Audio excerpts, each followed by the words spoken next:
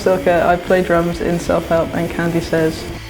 First started playing acoustic because I didn't really know, because I played electric for most of my drumming life, I guess, and you don't really learn all the little nuances about where you hit the snare drum, like on the edge or in the middle, or like you can't really learn how to do rim shots and things like that. I have a Pearl export kit because it's my first acoustic kit I've ever owned, and I think it's good because it's reliable, it's sturdy. I don't have to be too careful with it.